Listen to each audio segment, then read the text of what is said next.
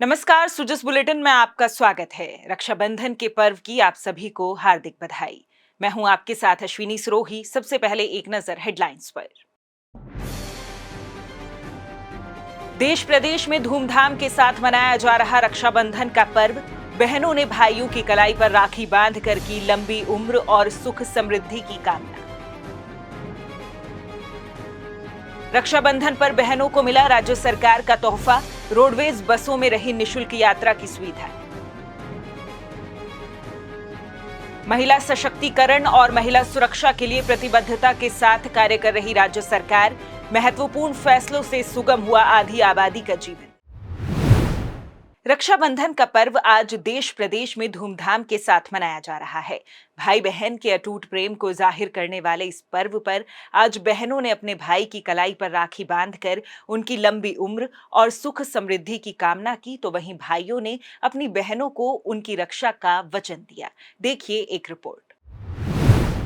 रक्षाबंधन पर्व का भारतीय संस्कृति में महत्वपूर्ण स्थान है। आज पूरे देश में धूमधाम से ये पर्व मनाया जा रहा है। इस पर्व पर बहनें अपने भाइयों की कलाई पर राखी बांधती है और उनकी लंबी उम्र और सुख समृद्धि की कामना करती है। बदले में भाई अपनी बहनों की रक्षा का वचन देते हैं और उन्हें उपहार देते हैं। ये त्योहार भाई बहन के पवित्र रिश्ते का प्रतीक है। रक्षाबंधन भाई बहन के अटूट प्रेम और स्नेह का पर्व है, जो हमें एकता और भाईचारे का संदेश देता है। ये त्योहार समाज में सद्भावना और समर्पण की भावना को मजबूत करता है। रक्षाबंधन न केवल एक पर्व है, बल्कि ये रिश्तों को सम्मान और महत्व देने का भी अवसर है। आज रक्षाबंधन पर्व पर देश प्रदेश के हर घर में सुबह से ही त्योहार की तैयारियों का माहौल देखने को मिला। मिठाइयों और राखियों से सजी दुकानें, बाजारों की रौनक और घरों में पकवान की खुशबू ने माहौल को और भी विशेष बना दिया। इस अवसर पर लोगों ने अपने भाई बहन के साथ समय बिताकर अपने रिश्तों को मजबूत किया। वहीं डिजिटल युग में कई भाई बहनों ने ऑनलाइन माध्यम से एक दूसरे को राखी और उपहार भेजे। ऐसे में दूर रहने के कारण जो भाई बहन एक दूसरे से मिल नहीं सके, उन्होंने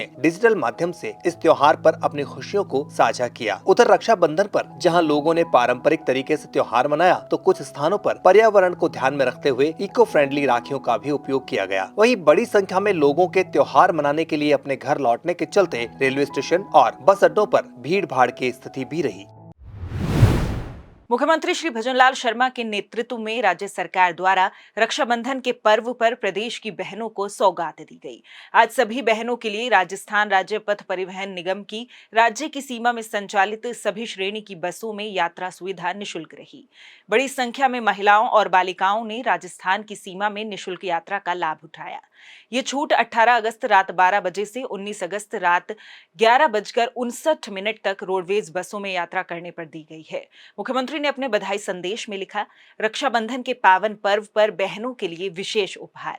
मातृशक्ति के समग्र कल्याण के लिए प्रतिबद्ध हमारी सरकार ने 19 अगस्त 2024 को राज्य की सभी महिलाओं और बालिकाओं के लिए राजस्थान राज्य पथ परिवहन निगम की बसों में निशुल्क यात्रा सुविधा प्रदान की है। राजस्थान की सभी बहनों और बेटियों को हार्दिक बधाई। रक्षाबंधन पर्व पर मुख्यमंत्री श्री भजनलाल शर्मा ने प्रदेश की सभी वीरांगनाओं को नमन किया है। उन्होंने रक्षाबंधन के अवसर पर सभी वीरांगना माता बहनों को सम्मान स्वरूप 2100 रुपए, शॉल, श्रीफल और राखी की मिठाई भेजकर सभी प्रदेशवासियों की ओर से नमन किया है। मुख्यमंत्री ने वीरांगनाओं को विश्वास दिलाया कि प्रदेश सरकार और सभी आमजन उनके सम्मान और सुरक्षा के लिए हमेशा उनके साथ मौजूद रहेंगे। वहीं मुख्यमंत्री निवास पर रविवार शाम कार्यक्रम का आयोजन हुआ, जिसमें प्रदेश भर से आई वीरांगनाओं ने मुख्यमंत्री की कलाई पर राखी बांधी। मुख्यमंत्री ने इस अवसर पर वीरांगनाओं का शॉल ओढ़ाकर सम्मान किया। साथ ही उन्हें सम्मान स्वरूप 2100 रुपए, श्रीफल और राखी की मिठाई भेंट की।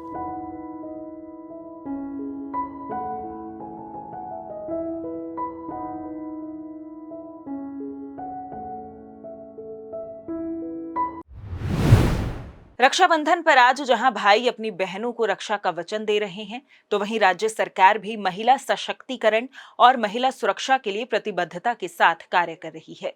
मुख्यमंत्री श्री भजनलाल शर्मा के नेतृत्व में राज्य सरकार ने ऐसे कई अहम कदम उठाए हैं, जिससे आधी आबादी का जीवन आसान हुआ है। एक रिपोर्ट।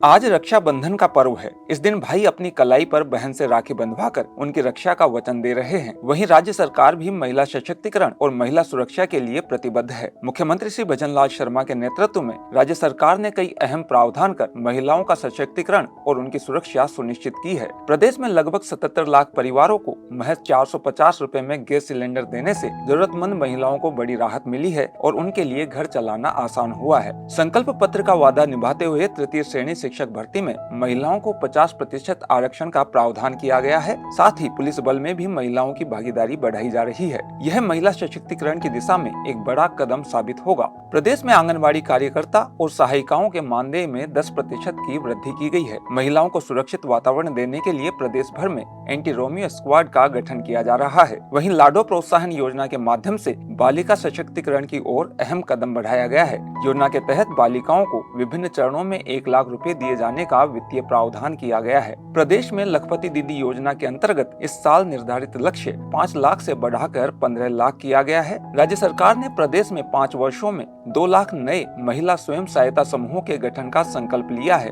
इसके तहत प्रथम चरण में 25,000 समूहों को रिवॉल्विंग फंड और 15,000 समूहों को आजीविका संवर्धन राशि उपलब्ध करवाते हुए 40,000 स्वयं सहायता समूह गठित किए जाने की बजट घोषणा की गई है। इन पर करीब 300 करोड़ रुपए की राशि व्यय होगी। वहीं स्वयं सहायता समूहों से जुड़ी महिलाओं को राजस्थान महिला निधि क्रेडिट कोऑपरेटिव फेडरेशन लिमिटेड के माध्यम से विभिन्न योजनाओं में 300 करोड़ रुपए का ऋण 2.5% की रियायती दर पर दिया जाएगा। इसके साथ ही जिला स्तर पर चरणबद्ध रूप से महिलाओं के लिए हॉस्टल और पेइंग गेस्ट सुविधा उपलब्ध करवाए जाने के लिए 35 करोड़ रुपए का प्रावधान किया जाएगा। बालिकाओं को अधिक संख्या में सेना, अर्धसैनिक बलों और पुलिस में जाने के लिए जरूरी सुविधाएं देने की दृष्टि से संभागीय स्तर पर चरणबद्ध रूप से बालिका सैनिक स्कूल स्थापित किए जाएंगे।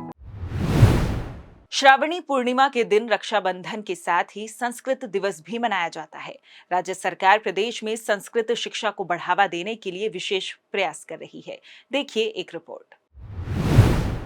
आज पूरे देश में रक्षाबंधन के साथ ही संस्कृत दिवस भी धूमधाम से मनाया गया। इस अवसर पर संस्कृत शिक्षा से जुड़े शैक्षणिक संस्थानों और संस्कृत प्रेमियों द्वारा विशेष कार्यक्रमों का आयोजन किया गया। देववाणी और वेदवाणी का गौरव प्राप्त संस्कृत भाषा को सभी भाषाओं की जननी भी माना जाता है। ये ज्ञान, विज्ञान, धर्म और दर्शन की आधारशिला है। इस भाषा में रचित वेद, उपनिषद, महाकाव्य और शास्त्र हमारी प्राचीन सभ्यता के गहन ज्ञान और समृद्ध परंपराओं का प्रतिनिधित्व करते हैं। इस पुरातन भाषा के महत्व को रेखांकित करने के लिए हर साल श्रावण पूर्णिमा के दिन संस्कृत दिवस मनाया जाता है। संस्कृत दिवस भारतीय संस्कृति और धरोहर के संरक्षण का एक महत्वपूर्ण पर्व है। आधुनिक युग में जहाँ कई भाषाएं विलुप्त हो रही हैं, संस्कृत का संरक्षण हमारे सांस्कृतिक मूल्यों और ज्ञान की विरासत को जीवित रखने के लिए आवश्यक है। संस्कृत भाषा न केवल धार्मिक और साहित्यिक धरोहर है, बल्कि ये हमारे समाज की आध्यात्मिक और बौद्धिक उन्नति का माध्यम भी है। मुख्यमंत्री श्री भजनलाल शर्मा के नेतृत्व में राज्य सरकार भी प्रदेश में संस्कृत शिक्षा को बढ़ावा देने के लिए महत्वपूर्ण कदम उठा रही है। राज्य बजट में भवन विहीन 20 संस्कृत महाविद्यालयों के भवन निर्माण की घोषणा की गई है। इस पर 50 करोड़ रुपए खर्च होंगे। वहीं ज्योतिष और वास्तु विधा के वैज्ञानिक पक्षों के अध्ययन और अनुसंधान को बढ़ावा देने के लिए जयपुर स्थित महाराज आचार्य संस्कृत महाविद्यालय में 10 करोड़ रुपए की लागत से सेंटर ऑफ एक्सीलेंस शुरू किया जाएगा। इसी प्रकार सीकर के रेवासा में संचालित आदर्श वेद आवासीय विद्यालय की तर्ज पर संभाग स्तर पर चरणबद्ध रूप से आदर्श वेद विद्यालय स्थापित किए जाएंगे। इन वेद विद्यालयों में कार्यरत अध्यापकों के मानदेय को 8,000 रुपए से बढ़ाकर 15,000 रुपए प्रतिमाह करने की भी घोषणा की गई है।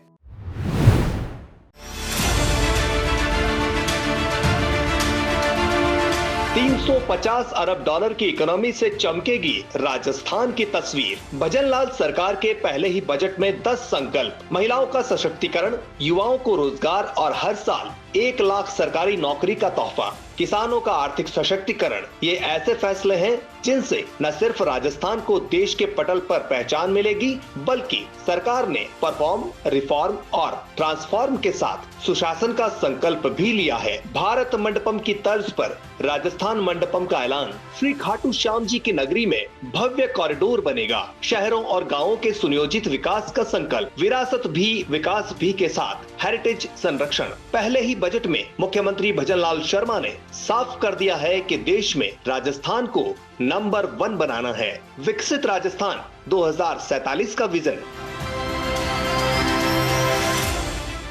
सुजस बुलेटिन में फिलहाल इतना ही। फिर होगी आपसे मुलाकात। तब तक के लिए नमस्कार।